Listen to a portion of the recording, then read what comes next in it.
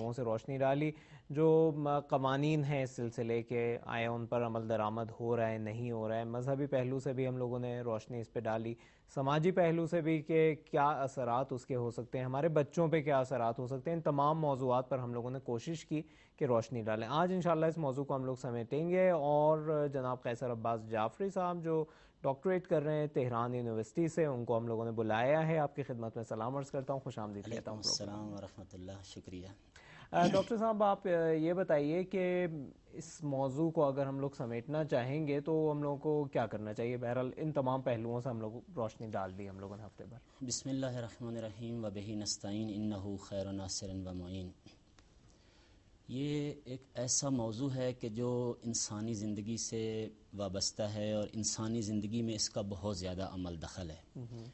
کوئی معاشرہ ایسا نہیں کہ جو اس چیز کا منکر ہو کہ محنت کی عظمت کیا ہے یا محنت کی برکات کیا ہیں. اچھا, موضوع کے دو پہلو ہیں. ایک پہلو محنت سے متعلق ہے, دوسرا پھر اس کا مذہبی رخ آ جاتا ہے کہ جس میں حق حلال کی کمائی ہے. تو میں یہ کہنا چاہوں گا کہ محنت جو ایمانداری سے کی جائے, جو صداقت سے کی جائے, جو دیانت سے کی جائے اور خلوص نیت سے کی جائے, اس محنت کے نتیجے میں جو کچھ انسان کے ہاتھ میں آتا ہے اس کو کہتے ہیں حق حلال کی کمائی, اس کو کہتے ہیں رزق حلال. تو اس رزق حلال کو حاصل کرنے والے کو کہتے ہیں کاسب, جو دینی اصطلاح میں اس کا کلمہ استعمال کیا گیا ہے, کاسب, محنت کرنے والا, حق حلال کی روزی کمانے والا. اور تمام معاشروں نے اس کے اوپر تاکید کی ہے, ہر مکتب فکر نے تاکید کی ہے, لیکن اسلام نے کچھ بڑھ کے تاکید کی ہے. دین مبین اسلام نے محنت کو اللہ کا فضل قرار دیا اور محنت کرنے والے کو حبیب اللہ کہا. یعنی تشبیہ نہیں دی کہ محنت کو اللہ کے فضل سے تشبیہ دی ہو, کہا نہ, کہ کہا یہ اللہ کا فضل ہے. یعنی گویا کوئی شخص, قرآن مجید میں سورہ جمعہ میں آتا ہے کہ فَإِذَا قُضِيَتِ الصَّلَاةُ فَانتَشِرُوا فِي الْأَرْضِ وَابْتَغُوا مِنْ فَضْلِ اللَّهِ وَاذْكُرُوا اللَّهَ كَثِيرًا لَعَلَّكُمْ تَعْلَمُونَ, کہ جب تم نماز پڑھ چکو تو اس وقت پھیل جاؤ زمین میں اور اللہ کا فضل تلاش کرو. یعنی اللہ کا محنت کو اللہ کا فضل کہا گیا ہے. تو یعنی جو کوئی یہ چاہتا ہے کہ وہ اپنے پروردگار عالم, ہم دعا کرتے ہیں خدایا اپنا فضل عطا فرما, اپنی رحمت عطا فرما, اپنا لطف. میں کہتا ہوں بھائی اگر تم فضل خدا کے حقیقی معنوں میں طالب ہو تو جاؤ اپنے فرصت کے اوقات کو مصروفیت میں تبدیل کر دو, اس کو محنت مشقت میں گزارو, تو گویا تم خدا کا فضل حاصل کر رہے ہو, اور یہ فضل خدا ہے. اور پیغمبر گرامی اسلام نے فرمایا کہ القاسب و حبیب اللہ. تمام مکاتب فکر اس کے اوپر متفق ہیں. یہ ایک ایسی حدیث ہے کہ جس میں کسی کا کوئی اختلاف نہیں.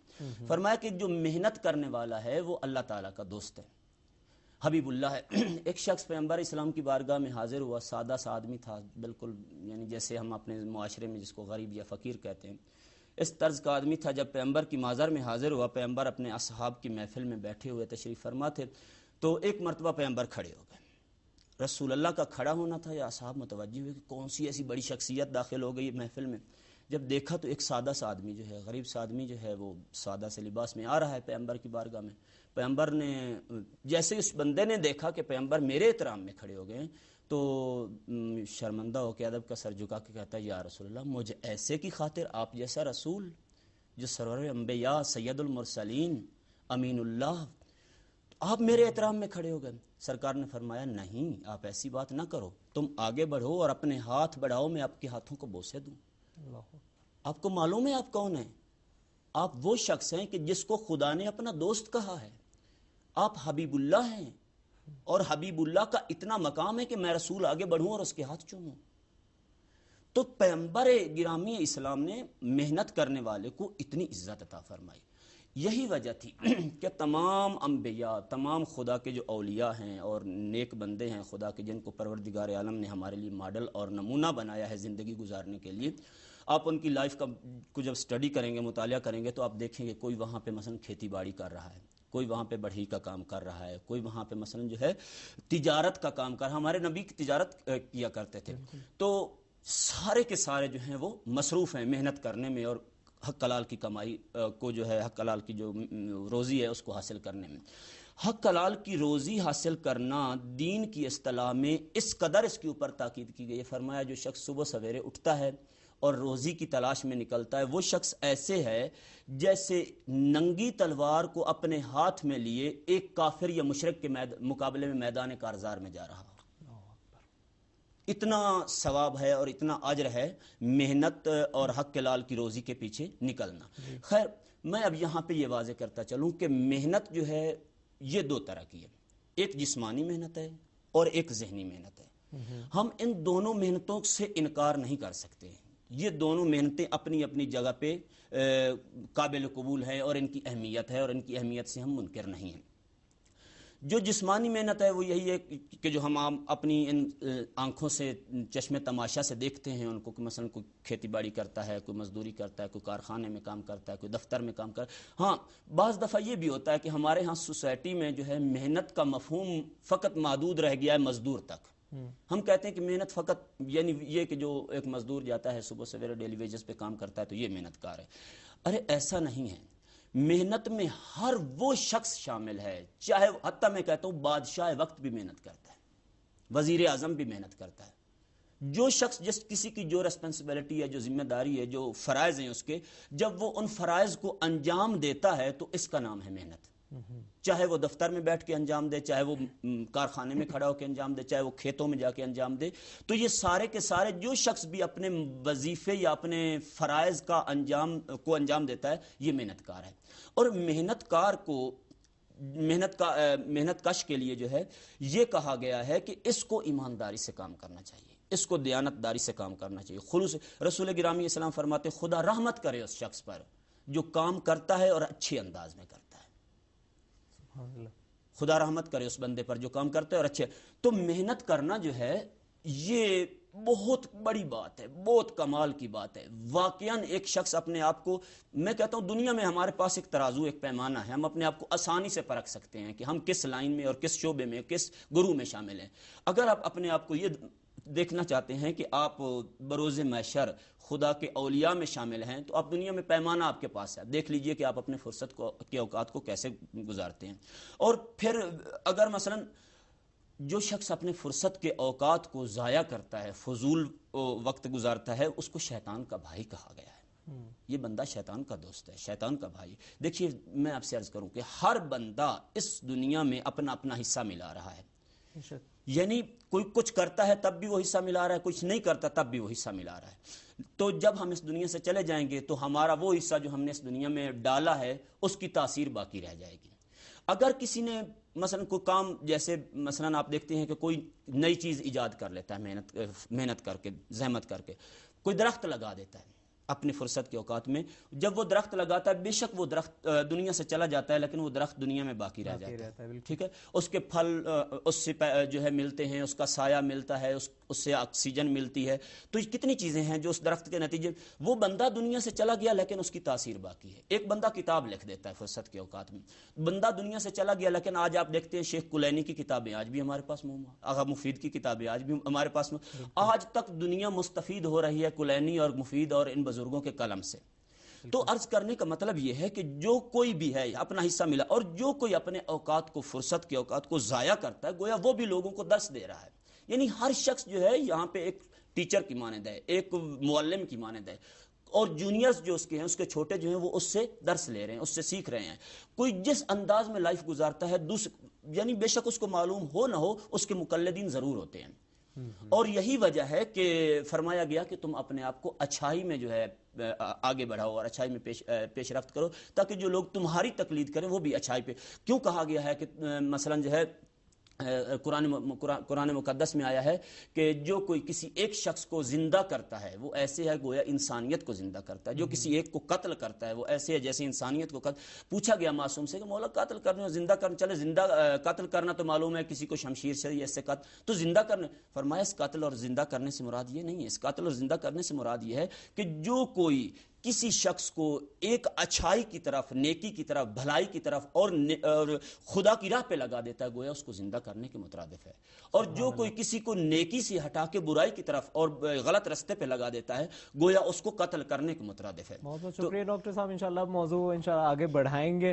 میں واقعی دل نہیں چاہ رہا کہ آپ کے باتوں میں وقفہ ہم ڈالیں، لیکن ایک وقفہ ہم لوگوں کو لینا پڑے گا پروگرام کے اصول کے مطابق. جی رباب. بہت ہی دلچسپ گفتگو چل رہی ہے کیسر عباس جعفری صاحب کی، اور بالکل دل نہیں چاہ رہا، لیکن کیا کریں، ہم مجبور ہیں. ساتھ مل کر لیں گے یہاں ایک وقفہ اور اس کے بعد پروگرام کو آگے بڑھائیں گے.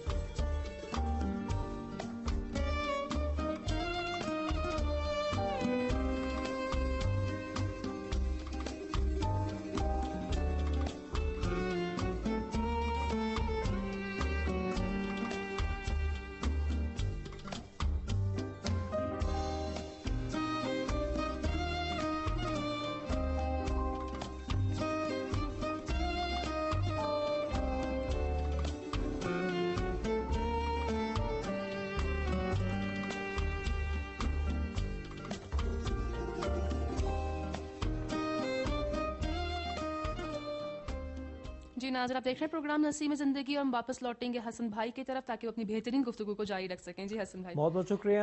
ناظرین، میں پرسوں جو ہے ایک کچھ تصاویر دیکھ رہا تھا، بہت ہی دلچسپ تصاویر تھیں. جنوبی ایران میں ایک چھوٹا سا شہر ہے، اس کے میئر صاحب جو ہیں وہ جب ان کا صبح کو آفس کا کام ختم ہو جاتا ہے تو بہرحال میئر ہیں بھائی، کوئی بلدیہ کے سربراہ آپ سنیے سمجھیے، تو وہ بجائے اس کے کہ مثلا جا کے اپنے گھر میں عیش اور آرام کی زندگی گزاریں، وہ آ کے باقی دن لوگوں کے ساتھ محنت کر کے شہر کو خوبصورت بنانے میں، درخت لگانے میں، اس کے علاوہ عمارتیں تعمیر کرنے میں مصروف ہو جاتے ہیں. اور ان سے جب پوچھا کہ آپ یہ کام کیوں کر رہے ہیں، تو انہوں نے کہا کہ ہمارے جو یعنی شہر میں رہنے والے لوگ ہیں، خصوصاً جو نوجوان ہیں، ان کو یہ چیز نہ رہے ان کے ذہن میں کہ بھائی صرف اور صرف میز کے پیچھے بیٹھ کے کام کرنا چاہیے، بلکہ ہم جو ایک شہر کے جو کہہ سکتے ہیں اعلیٰ ترین عہدیدار ہیں تقریباً، ہم بھی جو ہیں وہ مزدوری کا کام کر کے شہر کو بہتر بنانا اور معاشرے کو بہتر بنانے کی کوشش کرتے ہیں. تو اگر یہ جذبہ ہم سب میں بیدار ہو جائے تو واقعی ہم لوگوں کا معاشرہ کتنا بہتر ہو سکتا ہے ڈاکٹر صاحب. بالکل ایسے، یعنی ایک ماڈل یا ایک مثلا جو ہمارے لیڈران ہیں یا اس وقت حکومت میں، گورنمنٹ میں ہیں، یا جو سربراہ بنے ہوئے ہیں، اگر یہی لوگ اپنے آپ کو حقیقت میں جو ہے اس چیز، دیکھیے ہمارے ہاں ایک اور چیز بھی چلتی ہے. بعض لوگوں کو ہم چھوٹا سا تصور کرتے ہیں، بعض کو بڑا تصور کرتے ہیں. جن کے پاس بڑی جابز ہے یا مثلا تھوڑا مادی حوالے سے ان کی کنڈیشن، پوزیشن اچھی ہے، وہ اپنے آپ کو بڑا، یعنی طبقاتی فاصلے ہیں. اچھا، یہ لوگ اگر ان طبقاتی فاصلوں سے نکل کر، خدا کی قسم یہ عظمت نہیں کہ آپ کے پاس پیسے آ گئے، گاڑی آ گئی، بنگلہ آ گیا، کوٹھی آ گئی تو آپ بڑے آدمی بن گئے، یہ بڑائی نہیں. قرآن نے جو بڑھائی پیش کی ہے وہ یہ کی ہے کہ تم میں سے مثلا جو ہے جو متقی ہے وہ بڑا ہے، جو خدا کے نزدیک پسندیدہ انسان وہ ہے جو تم میں سے متقی ہو، جو پرہیزگار ہو. تو یہ چیزیں جو ہیں بالکل ان کی بڑھائی کی دلالت نہیں کرتی کہ ان کے پاس پیسہ آ گیا. تو پیسہ اور صحت کسی کی بھائی زر خرید جاگیر نہیں ہے. صحت، مولا علی نہج البلاغہ میں فرماتے ہیں صحت اور دولت پہ کبھی اعتماد نہ کرو، یہ تمہارے نہیں ہے. خیر، میرا موضوع یہ نہیں ہے، میں بڑھوں گا اپنے موضوع کی طرف. تو عرض کر رہا تھا کہ کسی کو برائی سے نکال کے نیکی کی طرف لگانا، اور ہر بندہ یہاں پہ اپنا رول پلے کر رہا ہے اور اپنے لیے جو ہے اپنے مقلدین. اسی لیے جو خدا نے ہمارے لیے رول ماڈل بنائے ہیں، ہم ان میں سے ایک رول ماڈل کو ہم یہاں بحث کرتے ہیں. امام محمد باقر علیہ السلام گرمی کی، یعنی دھوپ میں، گرمی کی شدت میں جو ہے کھیت میں کھڑے کھیتی باڑی کر رہے ہیں، مولا کے ساتھ، مولا کا غلام بھی ہے. ایسے میں ایک شخص آ جاتا ہے اور آ کے مولا کو تنزیہ کہتا ہے، فرزند رسول آپ بھی دنیا میں اس قدر محو ہو گئے، مگن ہو گئے، آپ کے دل میں بھی دنیا کی بالآخر محبت اجاگر ہو گئی، اور آج آپ دنیا کے پیچھے یہ بھی نہیں دیکھ رہے کہ اتنی دھوپ ہے، اپنی صحت کا خیال ہے، مثلا یہ سارا کچھ، تو آپ کو ان چیزوں کا احساس نہیں ہے، تو اتنی دنیا پرستی آپ کے اندر آ گئی. تو میرے مولا کا رنگ مبارک تغیر فرما گیا، اور تغیر فرمانے کے بعد معصوم نے فرمایا، عبد خدا تو نے اس کام کو اس رخ سے دیکھا ہے، اے کاش تو اس کو اس رخ سے بھی دیکھتا۔ ہاں وہ شخص یہ بھی کہتا ہے کہ اگر ایسے عالم میں آپ کو موت آ جائے تو آپ خدا کو کیا جواب دیں گے کہ میں دنیا پرستی اور دنیا طلبی میں جو ہے مجھے موت آ گئی۔ مولا نے فرمایا اگر ایسے عالم میں مجھے موت آ جائے تو میں اس مجاہد کی طرح مرا ہوں جو جس کے سامنے جز خدا کی اور کچھ نہیں تھا۔ میں خدا کی طلب میں اور خدا کے عشق میں اگر ایسے عالم میں مجھے موت آ جائے تو میں مرا ہوں۔ کہا وہ کیسے؟ فرمایا وہ اس طرح کہ میں جو یہ کام کر رہا ہوں اس کام کے نتیجے میں جو کچھ خداوند عالم مجھے دے گا اس سے میرے کئی کام نکلیں گے۔ پہلا کام یہ کہ میں کسی کے سامنے خود ہاتھ نہیں پھیلاؤں گا۔ دوسرا کام یہ کہ میں اپنے بچوں اور گھر والوں کی معاش کا جو ہے وہ سبب بنوں گا، ان کا چونکہ ان کی روزی روٹی خدا نے میرے ذمہ لگائی ہے، میں ان کو کسی کی سامنے ہاتھ پھیلانے سے یا تنگ دستی سے نجات دوں گا۔ تیسرا یہ کہ میں اسی سے خمس نکالوں گا، زکوٰۃ نکالوں گا تو عوام الناس کو اس سے فائدہ پہنچے گا۔ لہٰذا میں خدا کی خلق کی خدمت کر رہا ہوں، نہ کہ میں دنیا، اور یہ میرے فقط میرا نہیں، میرے نیاکان کا، میرے سابقین کا، آباء و اجداد کا یہ پیشہ ہے، اور ہم ان کی تقلید میں ہیں۔ ہم معصومین بے شک ہمارے نام بدلتے ہیں، تصویریں بدلتی ہیں، لیکن ہماری سیرت وہی ہے جو آدم سے لے کے آج تک مجھ تک، ہماری سیرت نہیں بدلتی، ہمارے افعال۔ خیر میں یہ عرض کروں آپ کی خدمت میں کہ امیر المومنین ہوں یا باقی ائمہ، وہ سارے کے سارے محنت کیا کرتے تھے۔ اچھا یہاں پہ میں ایک چیز اور بھی عرض کرتا چلوں کہ بعض لوگ محنت کرنے میں اس قدر مگن ہو جاتے ہیں، محو ہو جاتے ہیں کہ خدا کو بھلا دیتے ہیں۔ مثلا جاب کا وقت ہو گیا کہ قرآن چھوڑ دیتے ہیں، نماز چھوڑ دیتے ہیں، جلدی جلدی نکلتے ہیں جاب پہ پہنچنے۔ مثلا ایسے میں میرے بھائی ایسی محنت بھی پسندیدہ نہیں ہے۔ محنت وہ پسندیدہ جیسے میں نے شروع میں عرض کیا کہ قرآن نے شرط لگائی فَإِذَا قُضِيَتِ الصَّلَاةُ فَانتَشِرُوا فِي الْأَرْضِ وَابْتَغُوا، کہ جب تم نماز سے فارغ ہو جاؤ تو اس وقت پھیل جاؤ۔ یعنی پہلے اطاعت اللہ ہے، پہلے اللہ کی اطاعت کرو جس نے تمہیں خلق کیا، جس نے تمہیں محنت کرنے کی استطاعت عطا فرمائی، قوت۔ اگر میں محنت اسی وقت کر سکتا ہوں نا جب صحت مند ہوگا، جب میرے اندام بدن جو ہے بدن صحیح ہوگا، سالم ہوگا۔ اگر بدن ہی سالم نہ ہو تو محنت نہیں کر سکوں گا۔ گویا مجھے محنت کی طاقت جس نے عطا فرمائی، پہلے جاؤں اس کو سجدہ کروں، اس کا شکر ادا کروں۔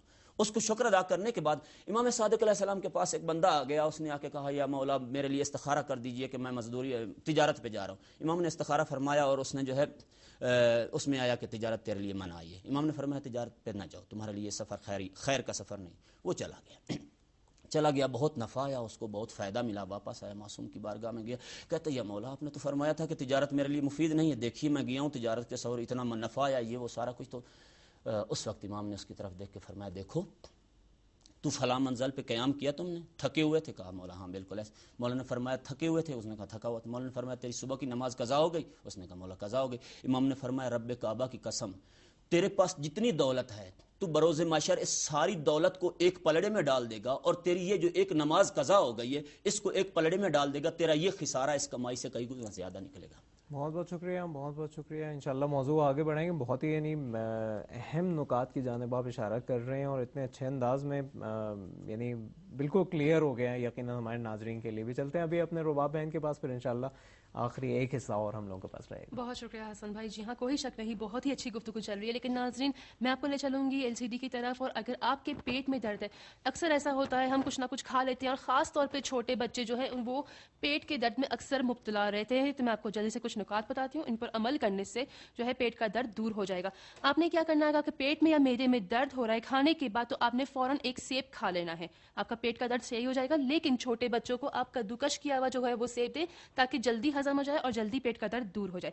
اس کے علاوہ پودینے کے پتوں کو ابال لیجئے، اور اگر آپ کو میٹھا پسند ہے اس میں چینی ڈال دیجئے، اور ایک اس میں الائچی بھی ڈال دیجئے، اور چائے کی طرح اس کو آپ پی لیں گرم، تو آپ کے پیٹ کا درد یا معدے کا درد جو ہے وہ فوراً دور ہو جائے گا۔ اس کے علاوہ ادرک، تازہ لیموں کا رس اور گرم پانی ملا کر بھی اگر آپ پی لیتے ہیں تو آپ کے پیٹ اور معدے کا درد جلدی سے دور ہو جائے گا۔ اس کے علاوہ کوشش کریں کہ اکثر آپ اپنے کھانے میں زیرے کا زیادہ سے زیادہ استعمال کریں، سونف زیادہ سے زیادہ آپ کھائیں، اور ارک زیرے کا بھی آپ استعمال کریں۔ آپ کے پیٹ کا درد، اور خاص طور پہ بچوں کے لیے میں یہ نکتے بتا رہی ہوں، ان کے پیٹ کا درد دور ہو جائے گا۔ کوشش کیجیے کہ پیٹ کا درد ہے تو انہیں ڈاکٹر کے پاس لے جائیے، لیکن اگر ڈاکٹر کا راستہ جو ہے وہ گھر سے دور ہے یا آپ اس وقت نہیں لے جا سکتے، ان نکتوں پر عمل کرنے سے بھی آپ کو کافی حد تک آرام ملے گا۔ لیں گے ایک مختصر سا وقفہ اور جلدی سے آپ کی خدمت میں لوٹیں گے، ہمارے ساتھ رہیے گا۔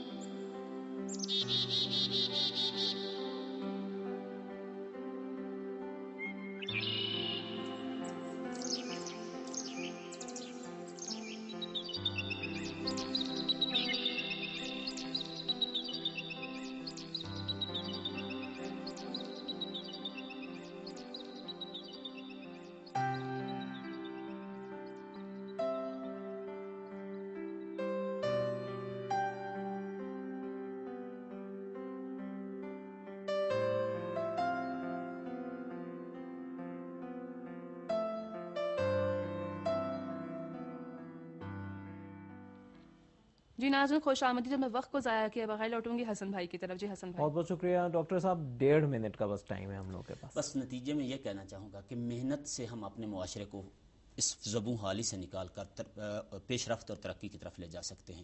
محنت کے جو فوائد ہیں وہ ہمارے متخصصین نے بہت سارے پیش کیے. بے روزگاری کا خاتمہ ہوتا ہے محنت کے نتیجے میں. مثلا انسان کی جو فرصت کے اوقات ہیں وہ اس میں تبدیل ہو جاتے ہیں. محنت کے نتیجے میں جو انسان کے ہاتھ لگتی ہیں چیزیں اس سے نہ فقط انسان کو فائدہ پہنچتا ہے سوسائٹی کو فائدہ پہنچتا ہے. تو میں یہی کہنا چاہوں گا کہ اگر ہمارے معاشرے کا ہر فرد مثلا اس وقت پاکستان یا باقی جو میری زبان سمجھ رہے ہیں ڈائریکٹ اردو زبان سمجھ رہے ہیں, ہمارا ہر فرد آج سے یہ نیت کر لے کہ میں نے اپنے فرصت کے اوقات کو مشغولیت بھی مثبت, یعنی وہ جو منفی مشغولیتیں ہیں جو مثلا ان کی طرف میں نے کہ مثبت مشغولیت میں بسر کرنا ہے. تو آپ آج سے اپنا یعنی 1 سال کے بعد اپنا اندازہ لگا لیجئے کہ آپ کہاں پہ تھے 1 سال پہلے اور کہاں پہ پہنچ گئے ہیں. تو آج میں آپ کو کامیابی کا راز بتایا جا رہا ہوں کہ آپ اپنی فرصت کے اوقات کو ضائع کیے بغیر ان کو جو ہے محنت مزدوری, اور محنت مزدوری کی ڈیفینیشن میں کر چکا ہوں کہ محنت مزدوری فقط وہ نہیں, ان کو اپنے اس میں گزاریں. آپ کو دنیا میں بھی کامیابیاں ملیں گی, دل کا سکون ملے گا. مثلا آج جو ہمارے ہاں پریشانیاں ہیں, بعض لوگ جو ہیں انجیکشن لے کے ان کو نیند آتی ورنہ نیند نہیں آتی, اس قدر لوگ جو ہیں پریشان حال ہیں. یہ سارا کا سارا ختم ہو جائے گا جب تمہارا اور تمہارے خدا کا رابطہ یعنی تمہارے اور تمہارے خدا کے درمیان یہ صداقت ہوگی اور وہ نئی مشکلات کچھ نہیں ہوگی. اس وقت انسان مطمئن ہو جاتا ہے. اور قلوب کو اطمینان دینے والی خدا کی ذات ہے, اس کے سوا اور کوئی ذات نہیں ہے کہ جو انسان کے, بے شک آپ کے پاس کروڑوں کے اربوں خربوں کے سرمایے ہوں لیکن جو دل کا سکون ہے وہ خدا دینے والا ہے. جب تک خدا نہیں دے گا, اور خدا اسی وقت دے گا جب آپ اپنے اس وقت کو, اور کسی نے کیا خوب کہا, جاگنا ہے جاگ لے افلاک کے سایہ تلے, حشر تک سونا پڑے گا خاک کے سایہ تلے. یہاں آپ کو کچھ کرنے کا وقت ہے, سونے کے لیے ابھی سے لے کے یعنی آج آ جائے کل آ جائے جیسے ہی موت آ جائے معاشر تک آپ کو سونا پڑے گا. آج کچھ کرنے کا ٹائم ہے اور اسی وقت میں کچھ کر لو تاکہ جو ہے کہیں ایسا نہ ہو کہ یہ فرصت ہمارے ہاتھوں سے چلی جائے اور اس وقت کہیں اے کاش اس وقت ہم کچھ کر لیتے. تو یہ میری گفتگو کا نتیجہ رہے گا. بہت بہت شکریہ, بہت بہت شکریہ ڈاکٹر صاحب. ناظرین میں آپ سے گزارش کروں گا کہ آج کا پروگرام آپ لوگ پھر سے 1-2 گھنٹے کے اندر ہمارے یوٹیوب پر اور اسی طرح ہماری ویب سائٹ پر پروگرام اپلوڈ ہو جائے گا. تو آپ لوگ پھر سے آج کا پروگرام بغور دیکھیے کیونکہ اتنے اہم نکات یعنی تقریباً پورے ہفتے کا جو خلاصہ ہم لوگوں نے کر دیا وہ اتنی آسانی سے حاصل نہیں ہوگا. ڈاکٹر صاحب جیسی شخصیات جو ہیں جس پر انہوں نے روشنی ڈالی. بہت بہت شکریہ آپ کا کہ اس ہفتے بھی ہم لوگوں کے موضوع پر آپ لوگوں نے خاص توجہ دی. جی حسن بھائی آپ کا بھی بہت شکریہ, اور ڈاکٹر کیسر عباس جعفری صاحب کا بھی بہت شکریہ. وہ جب بھی آتے ہیں ہمارے بہت موضوع کا جو ہے بہترین نتیجہ نکال کر جاتے ہیں, ان کا بہت شکریہ ادا کرتے ہیں. جی ناظرین اگلے ہفتے کے موضوع کے بارے میں آپ کو بتا دیتی ہوں. انشاءاللہ ہمارے اگلے ہفتے کا موضوع چلے گا اسلام میں ظلم کے خلاف آواز اٹھانے کی اہمیت, جو ہے وہ ہمارے اگلے ہفتے کا موضوع رہے گا. آپ کا ساتھ اس موضوع میں بہت ضروری ہے. اور